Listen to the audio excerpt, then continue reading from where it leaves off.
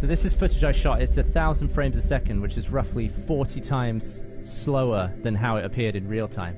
And I just counted from 1 to 4. Those are the numbers you can see at the bottom of the screen. And I was blown away at the amount of particles that came out of my mouth. Not only from the spit, sort of at the beginning of each word, but after I'm done with the word, particularly the word for, you can see like a fine mist come out of my mouth. And that was actually really surprising. I could see that with the naked eye. The particles that are so light that they don't fall. And I wasn't even shouting that loud. That was like a medium volume of talking there. Yeah, I think what you've just shown is a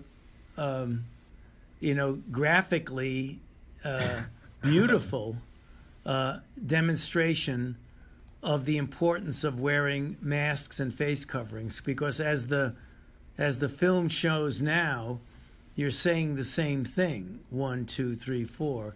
Right. And very little is coming out from the mask. So, we say, and I think graphic demonstrations like you've just shown now really solidify that.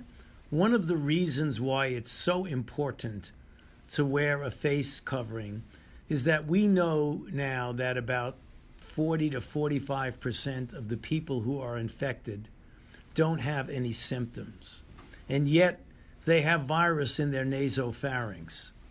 And we know that a substantial proportion of infections are transmitted from someone who doesn't have any symptoms. So people have an understandable but incorrect interpretation that the only time you transmit infection is when you're coughing and sneezing all over someone.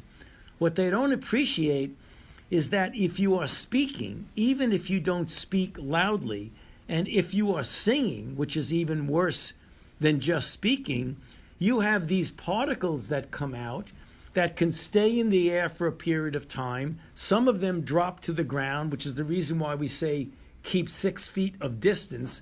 But some of them are aerosolized and